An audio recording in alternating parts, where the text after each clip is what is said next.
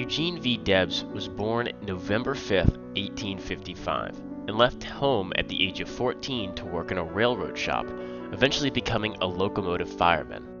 Being a locomotive fireman was hard work, having to shovel up to 2 tons of coal an hour for 16 hours a day. In 1875, he started getting into politics. He helped organize the Brotherhood of Locomotive Firemen. It was founded to provide insurance to locomotive firemen. He was elected National Secretary and Treasurer of the group in 1880. Debs started his political career as a Democrat in 1879 at the age of 23. He was elected City Clerk of Terre Haute. Although he accomplished a lot, he later commented on this part of his life with a negative quote.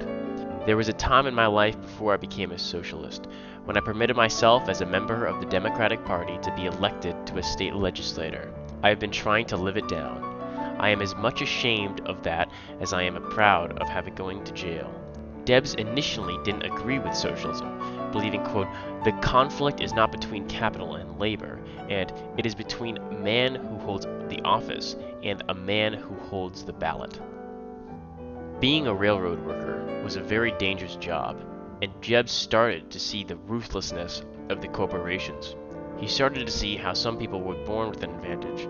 Quote, "If a locomotive fireman could work 4,444 years, 300 days each year, at $1.50 per day, he would be in a position to bet Mr. Vanderbilt $2.50 that all men are born equal." Debs eventually formed the American Railway Union, which had around 150,000 members. Debs led. He led a large strike which got him to hot waters, and he ended up in prison. His strike was successful in doubling rail workers' salaries. In prison, he read the book Das Kapital. After his time in jail, reading works by Karl Marx, he announced that he was a socialist and helped the creation of the National Socialist Party. He ran for president under the party from 1900 to 1920. He received 3.4% of the popular vote in 1920, while he was in prison for espionage charges. This was because he recited a speech about World War I. Quote, "They have always taught you that it is in your patriotic duty to go to war and slaughter yourself at their command. You have never had a voice in the war. The working class who make the sacrifices, who shed the blood, have never yet had a voice in declaring war." He knew what he was doing, and he paid the consequences. His espionage trial went up to the Supreme Court, where they upheld the ruling 9-0 of 10 years imprisoned. They claimed the ultimate goal of his speech was to cause protest against the draft. In prison, he continued his political career, writing columns about the prison system.